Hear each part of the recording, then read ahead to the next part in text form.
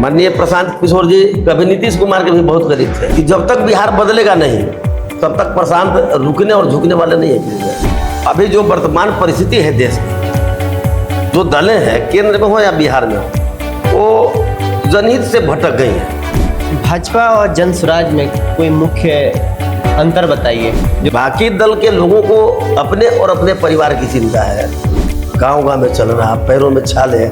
इस गर्मी में जब कोई एसी के रूम से नहीं निकल रहा है, वो लगातार गांवों का दौरा कर रहे हैं, जनसभाएं कर रहे हैं। हाँ, लालू प्रसाद ने 1990 में जब मुख्यमंत्री के रूप में आया तो गरीबों, गुरबों, गांव देहात, गली कूचे में रहने वाले लोगों को एक आवाज़ दिया। नमस्कार, मैं प्रिंस कुमार सिंह। अभी हमारी मौजूदगी सासाराम शहर में है और यहाँ पे देख सकते हैं हमारे साथ एक मेहमान जुड़े हुए हैं।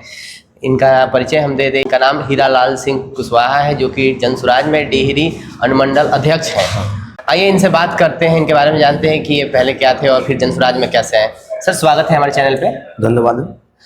सर, आप जन स्वराज में आने से पहले क्या थे, थोड़ा अपने बारे में बताइए। मैं जन स्वराज में आने से पहले मैं 1990 में भारतीय जनता पार्टी सासाराम प्रखंड का महामंत्री हुआ करता था। अच्छा। मेरी राजनीतिक पृष्ठभूमि 1990 से है।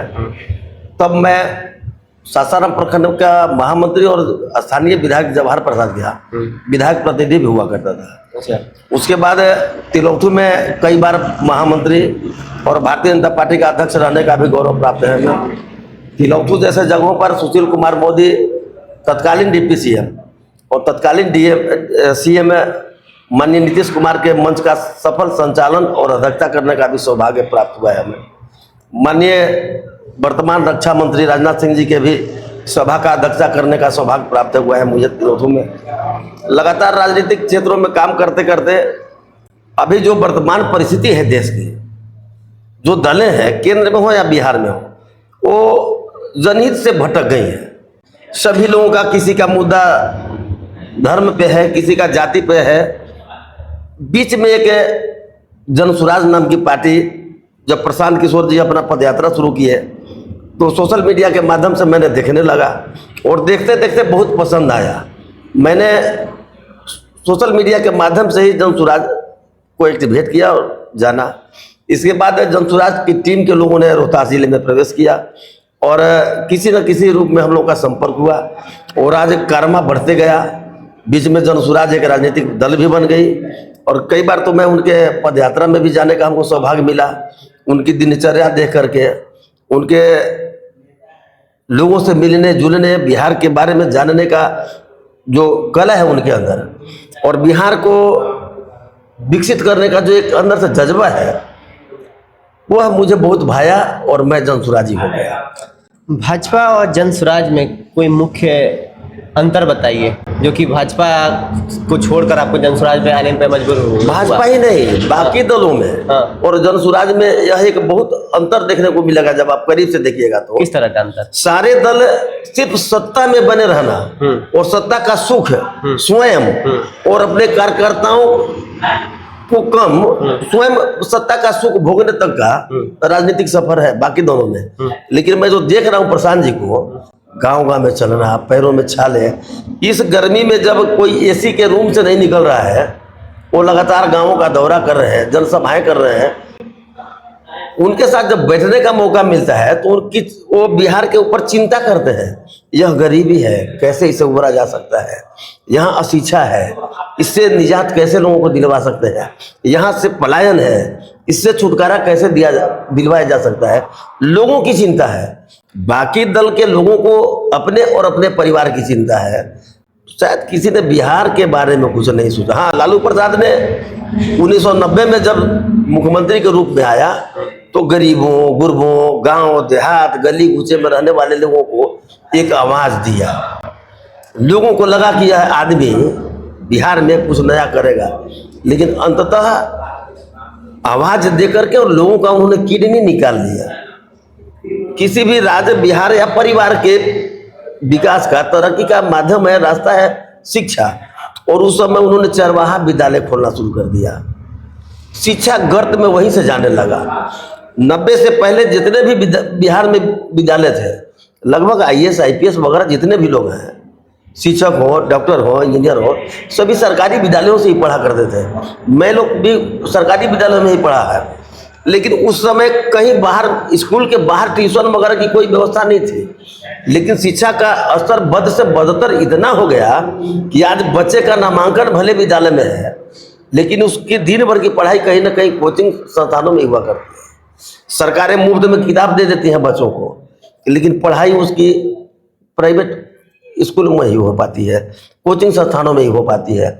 यह जो विडंबना बनी, यह पलायन को ज़्यादा मजबूर किया। जब बेहतर शिक्षा का प्रबंध हो जाएगा बिहार में, तो पलायन बहुत समस्या नहीं रहेगी।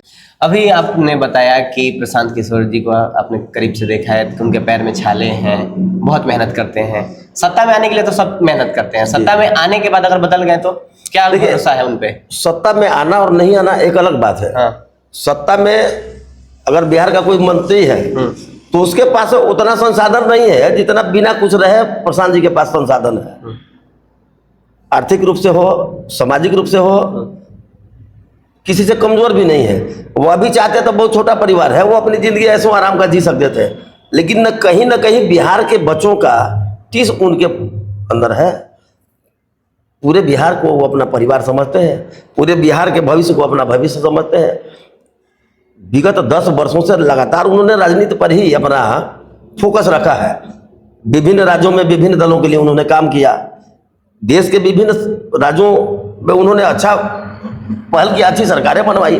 लेकिन अंततः बात उनकी तब फंस गई जब बिहार को देखा, जब उन्होंने करीब से, तो लगा कि मैं दूसरे जगह जो काम कर रहा हूँ उसका लाभ दूसरे को मिल रहा है, तीसरे जगह कर रहा हूँ उसको लाभ मिल रहा है, और सबसे पिछड़ता जा रहा है बिहार। मैं बिहार को ही केंद्र क्यों न बनाऊं? बिहार में जो भ्रष्टाचार है उसके खिलाफ क्यों नहीं लड़ूं? विद्यालय में पैसे हैं, पैसे की कोई कमी नहीं है, लेकिन जिस हिसाब से पैसे हैं उसी हिसाब से लूट भी है। अगर सरकार चापाकल गलाने के लिए सरकार को, शिक्षा विभाग को बोल दे, तो वही चापाकल 2.5 लाख में गलाएगा जो चापाकल बगल के घर में 35,000 में गल गए हैं। ये भ्रष्टाचार का आलम है, जिस कारण बच्चे विद्यालय से भाग रहे हैं। नीतीश कुमार के खास आदमी थे ये, तो ऐसी क्या वजह हुई कि जो नीतीश कुमार को छोड़ना पड़ा इन्हें? नीतीश कुमार के कैबिनेट में भी थे, वहां से भी रह के तो बिहार को बदल सकते थे। माननीय प्रशांत जी कभी नरेंद्र मोदी जी के भी बहुत करीब थे। माननीय प्रशांत किशोर जी कभी नीतीश कुमार के भी बहुत करीब थे। माननीय प्रशांत जी ममता बनर्जी के भी करीब रहे हैं।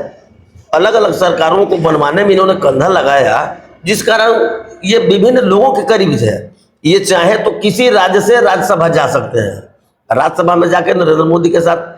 तो जो वर्तमान में राजनेता नेता चमचागिरी और भ्रष्टाचार की संलिप्तता में संलिप्त है, वैसे लोगों से इनका लगाव बहुत दिन तक नहीं चल सका। देखते देखते देखते देखते लगा कि नहीं, ये तो दलदल में है, मैं भी जाऊंगा तो मेरी भी साख नहीं बची, कि वैसे लोगों से ये किनारा करते गए और अपना इन्होंने अब केंद्र बिंदु मान लिया है बिहार को। और मुझे पूर्ण भरोसा है कि जब तक बिहार बदलेगा नहीं, तब तक प्रशांत रुकने और झुकने वाले नहीं है किसी से।